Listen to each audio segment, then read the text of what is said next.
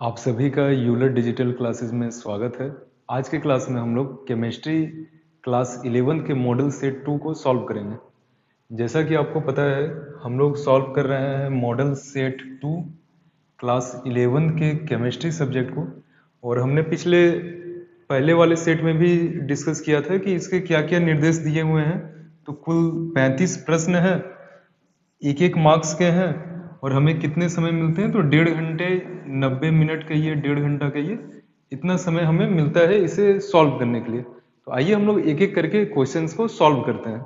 तो हमारे पास पहला क्वेश्चन है, the molecular mass of SO2 is, sulphur dioxide का आणविक द्रव्यमान क्या होगा।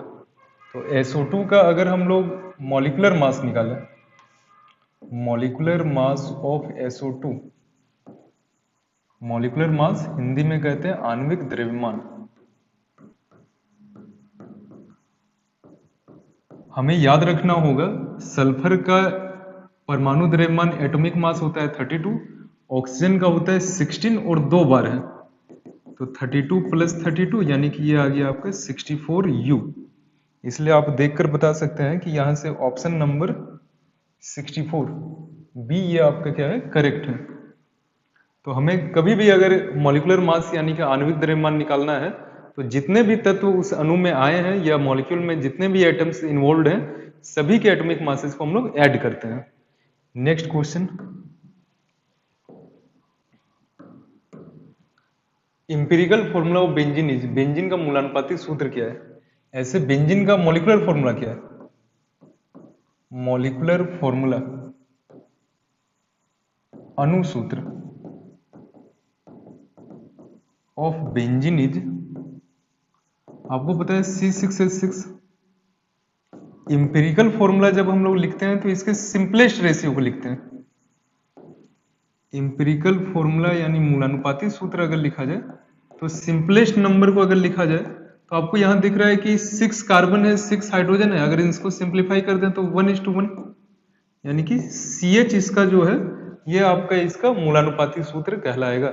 और यहां से आप देखकर बता सकते हैं ऑप्शन नंबर जो होगा वो आपका CH। Next question, the volume of 1 mole of gas at NTP is, NTP यानी कि सामान्य तापमान एवं दाब, स्टैंडर्ड टेम्परेचर एंड प्रेशर का ये नॉर्मल टेम्परेचर एंड प्रेशर। इस स्टेट पे आपका कोई भी गैस के 1 मोल को लीजिएगा, और 1 मोल क्या, गैस मॉलिक्यूल्स को, अणुओं को, तो ये हमेशा 22.4 लीटर आयतन घेरती है। तो 22.4 लीटर ये हो गया आपका करेक्ट आंसर। नेक्स्ट क्वेश्चन है, the number of moles of solute present in 1 litre of solution is known as, 1 litre विलियन में उपस्थित विलय के मोलों की संख्या पर लीटर सॉल्यूशन में number of moles of solute के प्रेजेंस को कहा जाता है मोलारिटी, यानी कि मोलरता। तो मोलारिटी ये हो गया E। Next, which of the following doesn't change with change in temperature, इन लोग में से जितने भी लिखे हुए हैं ये आपका कौन सा ऐसा है जो आपका तापमान में परिवर्तन के साथ नहीं बदलता है। तो तापमान में परिवर्तन के साथ नहीं बदलता है मोलारिटी, मोलरता या मोलारिटी इक्वल होता है number of moles by volume. आपको पता है टेम्परेचर चेंज करने से वॉल्यूम चेंज होता है, यानी कि ये तो चेंज होता है। इसके बाद आया मोलालिटी, मोलालिटी यानी कि मोललता, मोललता इक्वल होता है number of mole of solute divided by mass of solvent. आपको पता है टेम्परेचर चेंज करने से ना तो नंबर ऑफ मोल बदलता है ना मास बदलता है, इसलिए ऑप्शन नंबर बी जो है ये आपके लिए क्या है, करेक्ट है। ऑप्शन नंबर बी यानी मोलालिटी ऐसा टर्म है या फिर ऐसा कंसंट्रेशन एक्सप्रेस करने के लिए यूज किया जाता है जो तापमान में परिवर्तन के साथ नहीं बदलता है। सही ऑप्शन है हिंदी में मोललता, इंग्लिश में molality. Next, the amount of CO2 that could be produced when 1 mole of carbon is burned in air is, 1 mole carbon के दहन से उत्पन्न CO2 गैस की मात्रा होगी। 1 मोल अगर CO2 का हम लोग दहन करते हैं, कार्बन का दहन करते हैं, तो 1 मोल अगर कार्बन का अगर दहन किया जाए तो ये इस इक्वेशन के अकॉर्डिंग होगा। आप इसके स्टाइकोमेट्रिक कोफिशिएंट को देखकर बता सकते हैं इनका रिलेशन। आप यहां से देखकर बता सकते हैं 1 मोल कार्बन 1 मोल CO2 प्रोड्यूस करता है। 1 mole of carbon produces 1 mole of CO2। तो हमें दिया हुआ था 1 मोल कार्बन कितना प्रोड्यूस करेगा जब एयर में कहने का मतलब है कि एक्सेस ऑफ ऑक्सीजन, जितना ऑक्सीजन यूज करना चाहे ये आपके यूज करके अगर इसका कंबसन होता है, दहन होता है, तो फिर कितना बनाने वाला है। 1 मोल कार्बन आपका 1 मोल CO2 बताता है, मोल में नहीं ग्राम में दिया हुआ है, तो आप निकाल सकते हैं 1 मोल CO2 का द्रव्यमान, कार्बन का मास 12, ऑक्सीजन का 16 इंटू 2, ये हो गया 44। बस ग्राम में एक्सप्रेस करेंगे तो ये 1 मोल का मास हो जाएगा, यानी कि करेक्ट ऑप्शन जो है ये 44 ग्राम है। 44 ग्राम ये आपका प्रोड्यूस करने वाला है। तो हमने एक बेसिक से इक्वेशन लिखा और हम लोग यहां से रिलेशन बता सकते हैं। इसे आपको याद रखना है, स्टोइकियोमेट्री में आप पढ़ते हैं 1 मोल कार्बन 1 मोल CO2 बनाता है, तो 1 मोल यानी 1 मोल CO2, बस 1 मोल CO2 का द्रव्यमान यानी कि मास हम लोग कैलकुलेट कर रहे हैं। Next, Avogadro number is equal to, Avogadro संख्या बराबर है, तो आपको पता है ये तो फेमस सा नंबर है, सभी को याद रखना चाहिए। अवोगाद्रो नंबर है 6.022 इंटू 10 टू द पावर 23। चलिए नेक्स्ट क्वेश्चन है, the electronic configuration of sodium atom is. आपको पता है सोडियम का एटॉमिक नंबर जो होता है वो 11 होता है। 11 को अगर कॉन्फ़िगरेट करने जाए तो 1s2, 2s2, 2s के बाद आता है 2p, 2p के बाद आता है 3s। ध्यान रखें आपके पास टोटल 11 इलेक्ट्रॉन्स हैं, तो यहां तक में 10 हो गए और एक 1, 3s1। यहां पे अगर आप ऐड करें 2, 2, 4, 6, 10, 1, 11, टोटल कितने इलेक्ट्रॉन्स हैं? 11 इलेक्ट्रॉन्स हैं। तो ये जो कॉन्फ़िगरेशन है ये सोडियम का कॉन्फ़िगरेशन है। तो ऑप्शन नंबर कौन सा होना चाहिए? 1s2, 2s2, 2p6, 3s1, यानी कि ऑप्शन नंबर ए मेरा करेक्ट है।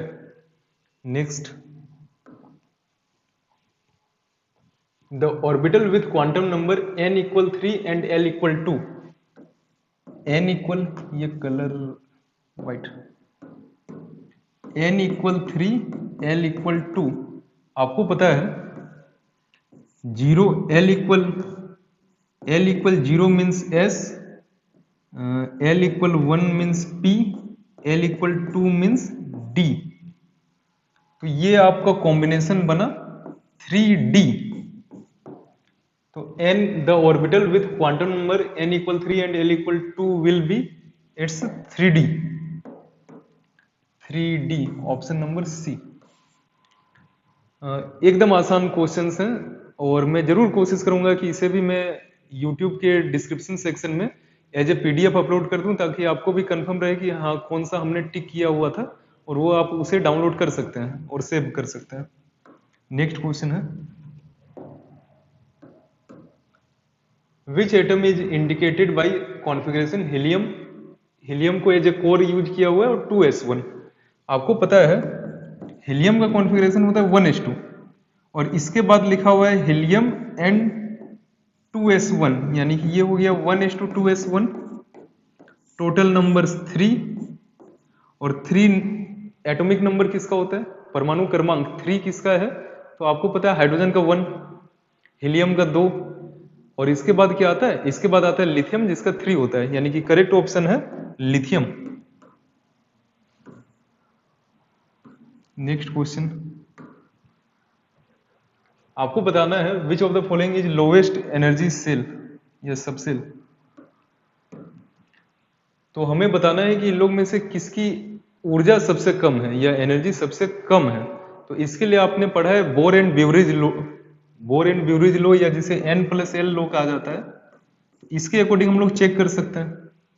N+L निकाला जाए 3D, N इक्वल 3 और D मतलब आपको पता है L equal 2।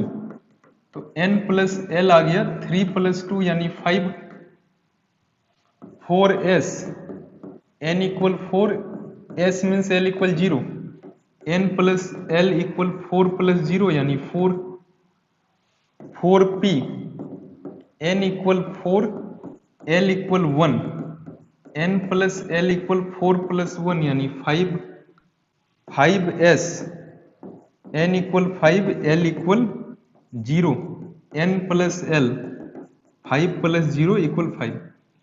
Bore Bury's law के दो स्टेटमेंट है, एक तो पहला कि n प्लस एल का वैल्यू अगर जिसके लिए भी कम होगा उसकी ऊर्जा सबसे कम होगी, एनर्जी सबसे कम होने वाला है, जिसके लिए भी n प्लस एल लोएस्ट है। तो हमें मिल गया कि सबसे लोएस्ट एनर्जी किसके लिए है, तो सबसे लोएस्ट एनर्जी 4s की है। हमें बताना था किसकी एनर्जी सबसे कम है, तो सबसे कम energy 4s।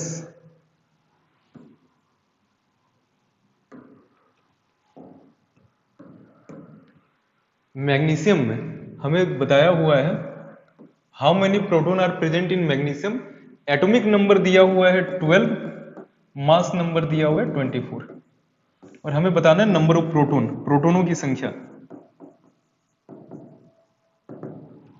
Number of proton किसे इंडिकेट करता है, या फिर नंबर ऑफ प्रोटॉन किसे, ये नंबर ऑफ प्रोटॉन से क्या इंडिकेट किया जाता है, तो आप जानते हैं एटॉमिक नंबर इक्वल हुई होता है नंबर ऑफ प्रोटॉन्स, यानी कि परमाणु क्रमांक ही प्रोटॉनों की संख्या को दर्शाता है। तो number of proton equal Z, यानी कि ये आपका आंसर है 12। तो number of protons are 12, option number D.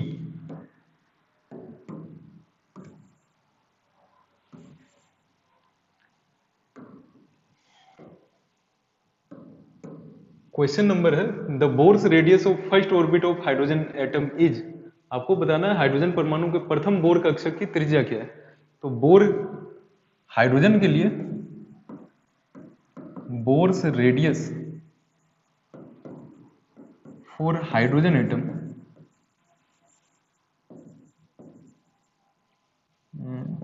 Of nth orbit, इसके लिए आपको पता है फॉर्मूला है Rn equal 0.529 into n square angstrom,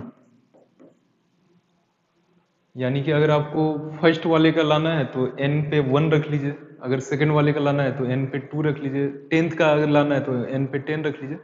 हमें किसका निकालना है, हमें फर्स्ट वाले का निकालना है, फर्स्ट ऑर्बिट या फिर first bore कक्षक।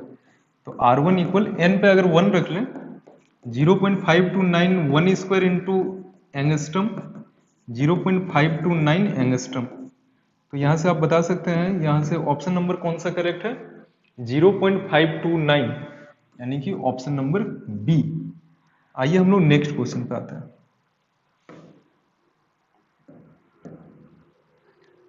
The wavelength of the radio wave having frequency 3 megahertz, frequency यानी कि आवृत्ति 3 मेगाहर्ट्ज आवृत्ति वाले रेडियो तरंग की तरंगदैर्घ्य क्या होगी। तो आपको पता है फ्रीक्वेंसी आवृत्ति को न्यू से दर्शाते हैं, और ये दिया हुआ है 3 megahertz, mega means 10 to the power 6, तो ये हमें न्यू दिया हुआ है। हमें तरंगदैर्घ्य निकालना है, तरंगदैर्घ्य यानी वेवलेंथ,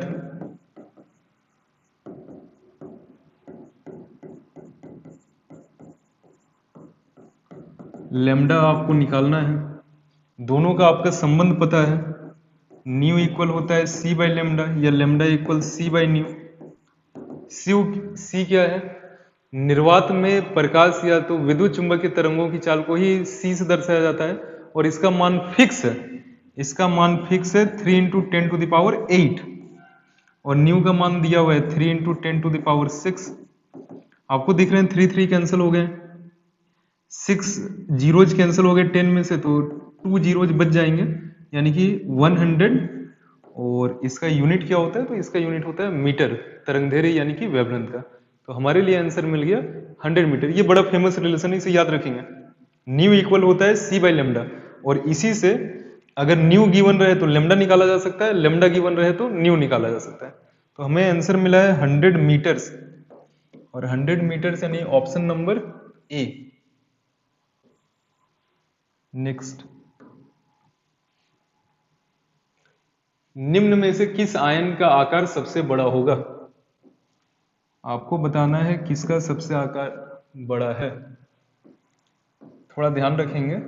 आपको पता है मैग्नीशियम का परमाणु क्रमांक है 12, ऑक्सीजन का परमाणु क्रमांक है 8, अल्युमिनियम का परमाणु क्रमांक है 13, फ्लोरीन का परमाणु क्रमांक है आपका 9।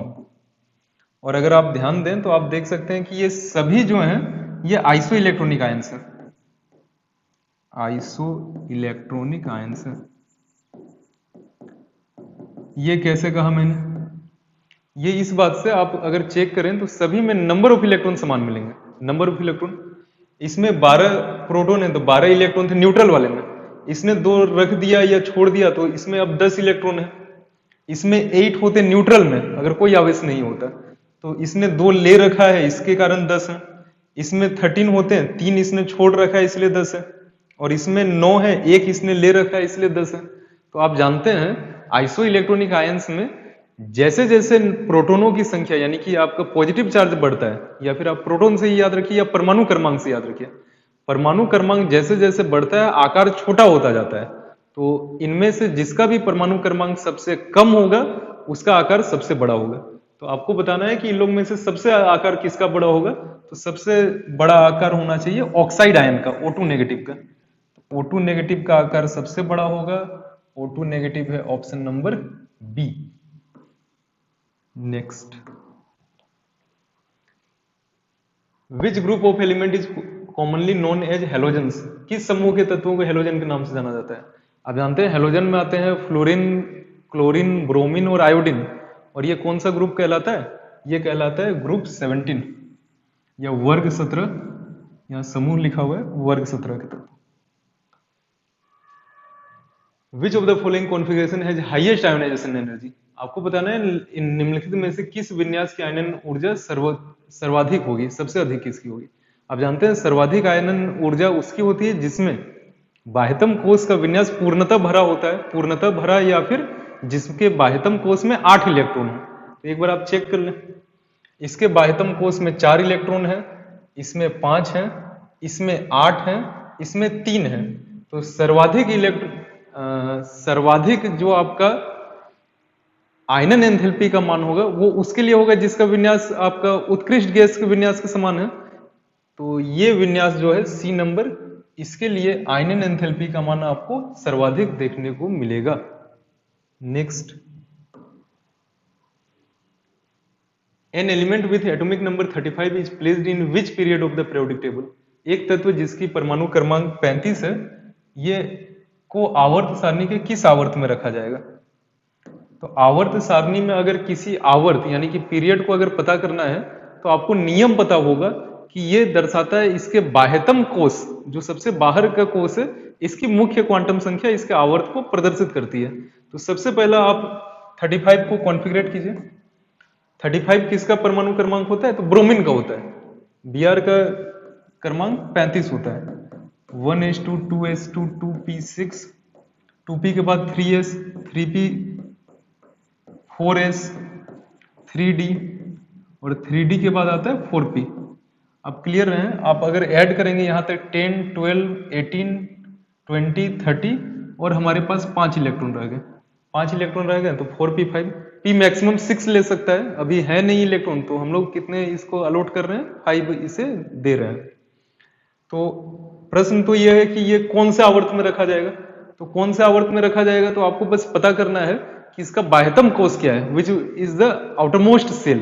तो सबसे आउटरमोस्ट सेल ये फर्स्ट सेल ना, ये दोनों मिलकर, अगर कलर चेंज कुछ करके लिख सकते हैं, ये फर्स्ट सेल, ये दोनों मिलकर सेकंड, ये और ये मिलके थर्ड, और मेरा आउटरमोस्ट सेल हो गया, आउटरमोस्ट सेल ये और ये कॉम्बाइन होके बनेगा। तो आउटरमोस्ट सेल का जो आपका प्रिंसिपल क्वांटम नंबर है, मुख्य क्वांटम संख्या जो है वो 4 है, यानी कि ये चौथे आवर्त में हमें देखने को मिलेगा। तो इसके लिए करेक्ट ऑप्शन है 4 यानी option number B. Next, which of the following has highest electronegativity? निम्नलिखित में से किसकी विद्युत ऋणात्मकता अधिकतम है? आप जानते हैं fluorine is the most electronegative element. Fluorine जो है इसकी विद्युत ऋणात्मकता सर्वाधिक है, और यहाँ हमें ऑप्शन में भी दिख रहा है, ये फर्स्ट में ही लिखा हुआ है फ्लोरीन, तो सबसे ज्यादा विद्युत ऋणात्मक फ्लोरीन है। आधुनिक आवर्त सारणी में समूहों यानी कि ये ग्रुप को हिंदी में ट्रांसलेट कर रहा है, ग्रुप जिसे आप वर्ग कहते हैं। तो वर्गों की संख्या कितनी है, how many periods are there in modern periodic table. तो आपको बताना है कि मॉडर्न पीरियोडिक टेबल में कितने वर्ग हैं, तो इसमें 18 वर्ग हैं। और अगर आवर्त पूछा जाए तो आपको पता है आवर्तों की संख्या 7 है। एक ही ताप और दाब पर सभी गैसों के समान आयतन में अणुओं की संख्या समान होती है। यह नियम किसका दिया हुआ है, इंग्लिश में लिखा हुआ है equal volume of all the gases under same condition of pressure and temperature contain equal number of molecules is known as. ये नियम आपको पता है, ये दिया हुआ है एवोगाड्रो का। एवोगाड्रो यानी कि ऑप्शन नंबर सी। एवोगाड्रो का नियम ही यही है कि अगर ताप और दाब को आप नहीं बदल रहे हैं, टेम्परेचर और प्रेशर कांस्टेंट है, अगर वॉल्यूम सेम है तो number of molecule of gas भी आपके क्या होंगे, सेम होंगे। पीवी इक्वल एनआरटी क्या है, ये सारा तो बड़ा आसान सा प्रश्न है। पीवी इक्वल एनआरटी आपको पता है, ये आदर्श गैस समीकरण है या आइडियल गैस इक्वेशन है।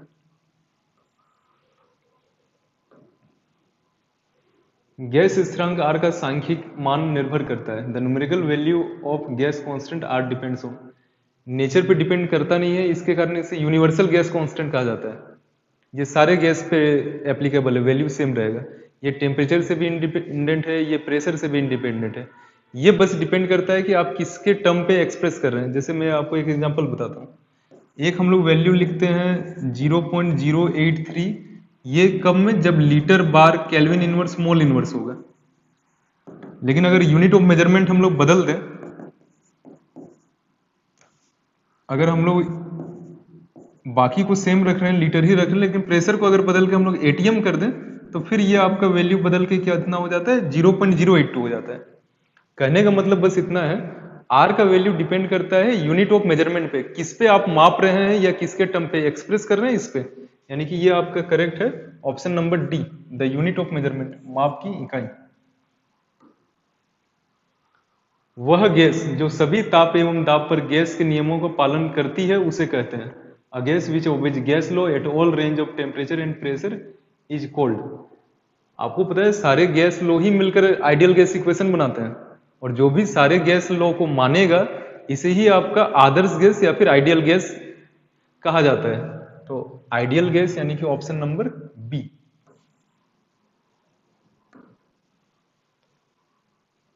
N mole for n mole of real gas the van der Waal equation is. N mole वास्तविक गैसों के लिए वांडर वाल गैस समीकरण है। तो पीवी इक्वल एनआरटी तो आदर्श गैस समीकरण आपको पता है। भी समानुपाती होता है एन के, भी इज प्रोपोर्शनल टू एन, ये आपका लो किसका दिया हुआ है, ये अवोगाद्रो का है। P is inversely proportional to भी, ये किसका बताया हुआ है, तो ये आपका बॉयल का बताया हुआ है, प्रेशर वॉल्यूम रिलेशन जो है। सबसे लास्ट वाला करेक्ट ऑप्शन है कि वांडरवाल गैस इक्वेशन क्या है, तो वांडरवाल गैस इक्वेशन है P plus a n square by V square into V minus b n equal n R T, जो आपको ऑप्शन नंबर डी में दिख रहा है। नेक्स्ट, ये न्यूमेरिकल है, ये सॉल्व करता है। What will be the minimum pressure required to compress 500 dm cube of air at 1 bar pressure to 200 dm cube at 30 degree Celsius. हमें दिया हुआ है कि क्या क्या चेंज हो रहे हैं, तो आप एक बार देख लें। हमें गिवन है, पहले वॉल्यूम कितना था, पहले वॉल्यूम था 500 डीएम क्यूब। प्रेशर क्या था, तो प्रेशर था 1 बार। हमें इसे कंप्रेस करना है, कंप्रेस करना है यानी कि संपीड़ित करना है। वहां फिर से हिंदी को भी अगर पढ़ें, 30 डिग्री सेल्सियस ताप एवं 1 बार दाब पर वायु के 500 डीएम क्यूब आयतन को 200 डीएम क्यूब तक संपीड़ित करने के लिए कितने न्यूनतम दाब की आवश्यकता होगी। तो आपको पता है कि बाद में वॉल्यूम को बदल के पहुंचाना कितना है, 200 डीएम क्यूब। हमें प्रेशर बताना है। वॉल्यूम प्रेशर रिलेशनशिप किसमें है, वॉल्यूम प्रेशर रिलेशनशिप आता है बॉयल के नियम में। तो बॉयल के नियम से अकॉर्डिंग टू बोयल्स लॉ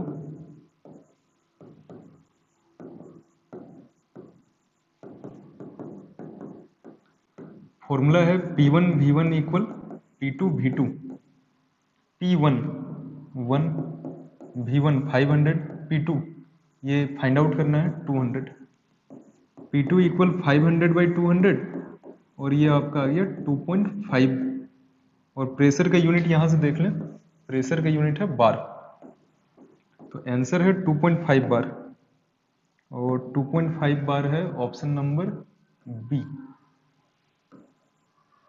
तो बस आपको देख लेना है किनके बीच टेम्परेचर का, यहाँ देखिए टेम्परेचर चेंज हो नहीं रहा है, वो पहले पे भी 30 डिग्री था और उसके बाद कहीं कोई चेंज बताया नहीं है, तो हम लोग कंसिडर कर ले रहे हैं कि ये कांस्टेंट है, इसलिए हमने टेम्परेचर को लिखा ही नहीं। तो प्रेशर और वॉल्यूम के रिलेशन बॉयल वाले लॉ से हम लोग इसे निकाल सकते हैं। नेक्स्ट क्वेश्चन है 28, V/T equal constant, V/T equal constant या स्थिरांक, ये किसका नियम है? तो आप जानते हैं ये नियम है चार्ल्स का।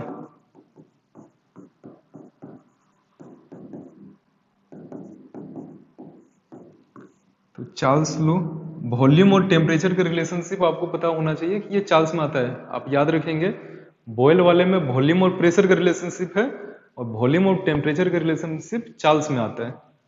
तो ऑप्शन नंबर है Charles, A. Next, which element will show diagonal relationship with beryllium? आपको बताना है बेरिलियम के साथ कौन सा डायगोनल रिलेशनशिप बताता है। तो डायगोनली कौन कौन कनेक्ट है? आपको पता है lithium,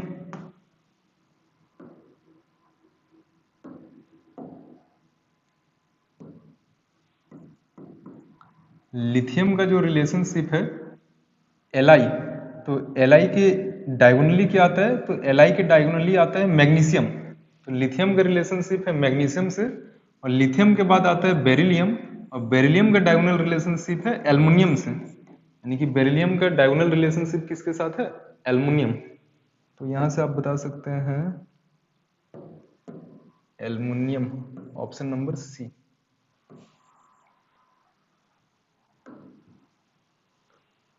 which of the following is an amphoteric hydroxide? निम्नलिखित में से कौन उभयधर्मी हाइड्रोक्साइड है? तो हमने पढ़ा है इस ब्लॉक वाले चैप्टर में कि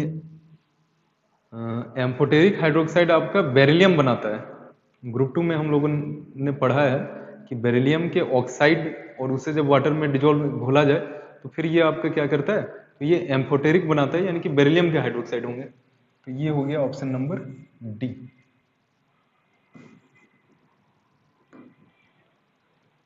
किस हाइड्रोक्साइड की क्षारीय शक्ति अधिकतम है? आपको बताना है कि कौन सा सबसे ज्यादा आपका बेसिक स्ट्रेंथ का है।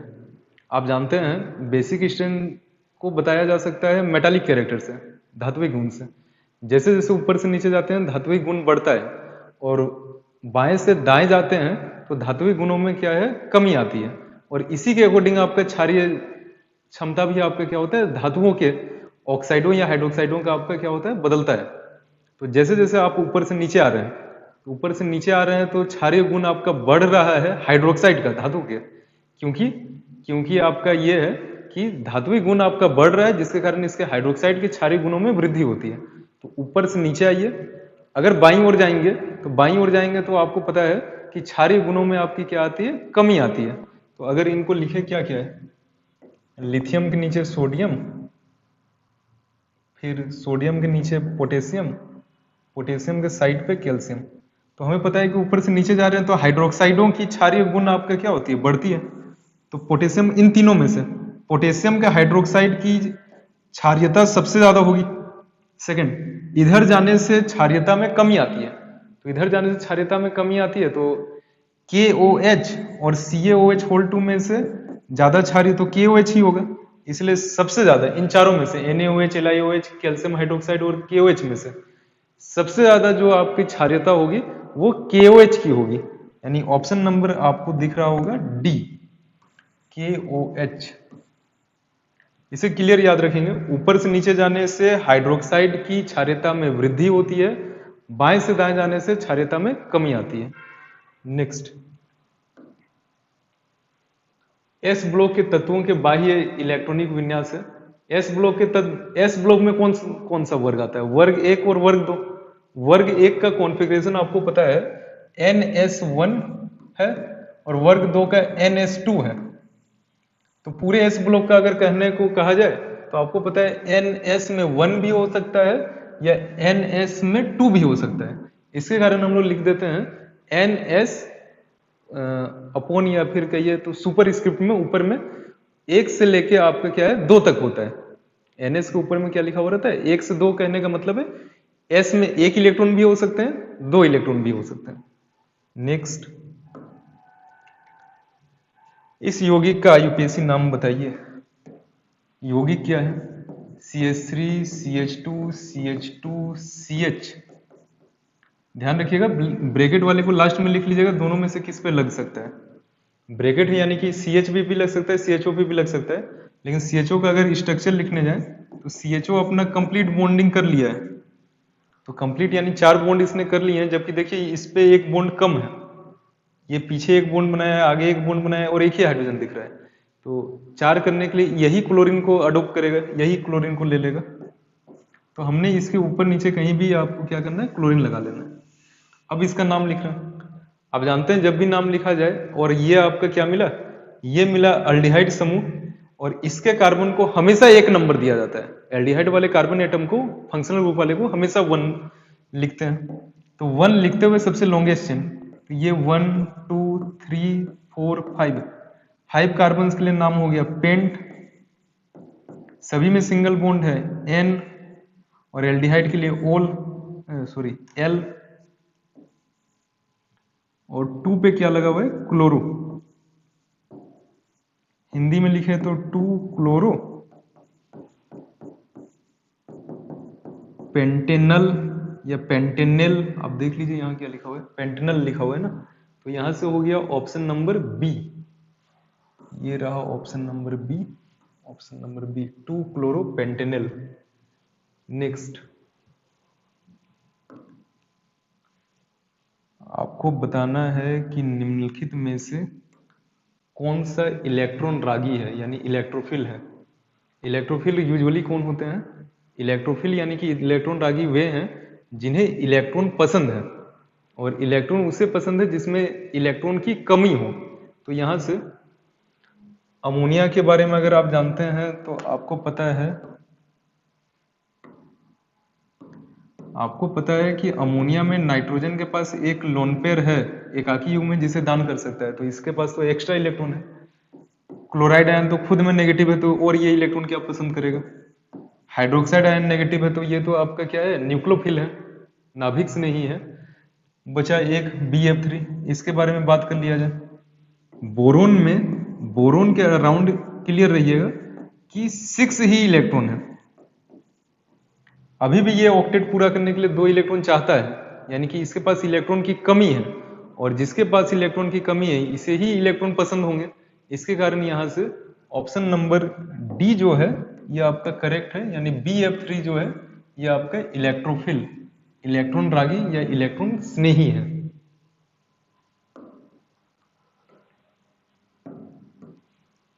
मीथेन अणु में कार्बन परमाणु का संकरण क्या है? तो methane, what is the hybridization of carbon atom in methane? Methane का फॉर्मूला हो गया CH4।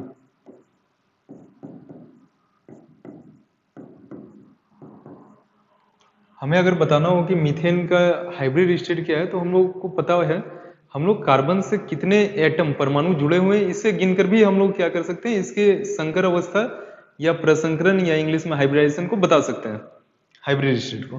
तो आपको दिख रहा है कि कार्बन 4 से लगा हुआ है, और 4 से लगा हुआ है तो आप बता सकते हैं कि इसका हाइब्रिडाइजेशन जो है वो sp3 है। अगर 3 परमाणु से लगा हुआ रहता है तो sp2, 2 से लगा हुआ रहता है तो फिर sp कहा जाता है। तो अभी में हमें दिख रहा है कि कार्बन कितने परमाणुओं से जुड़ा हुआ है, 4 एटम से कोऑर्डिनेटेड है। इसके कारण आप कह सकते हैं कि इसका जो हाइब्रिड स्टेट यानी कि संकर अवस्था जो है वो आपका sp3 का है। और ये हमारा फाइनल क्वेश्चन, इनमें से कौन, which of the following exerts plus I effect, इन लोग में से कौन सा, अच्छा मैंने पिछले वाले में टिक किया। मैं इसे एज ए पीडीएफ अपलोड कर दूंगा, आप जाके यूट्यूब के डिस्क्रिप्शन बॉक्स से डाउनलोड कर सकते हैं, इसलिए मैं प्रयास कर रहा हूँ कि जितने भी हैं ऑप्शन को टिक ही कर दूं। तो ये ए नंबर होना चाहिए sp3। आइए नेक्स्ट क्वेश्चन पे। हाँ लास्ट क्वेश्चन है, which of the following exerts plus I effect, इन लोग में से प्लस आई इफेक्ट कौन दिखाएगा। तो प्लस आई इफेक्ट कौन दिखाएगा, तो आपको पता है जितने भी दिख रहे हैं ये सारे क्लोराइड, NH2, NO2, ये सारे माइनस आई इफेक्ट दिखाते हैं। माइनस आई इफेक्ट है यानी कि अगर ये कार्बन चेन में होंगे तो ये इलेक्ट्रॉन को अपनी ओर अट्रैक्ट करते हैं।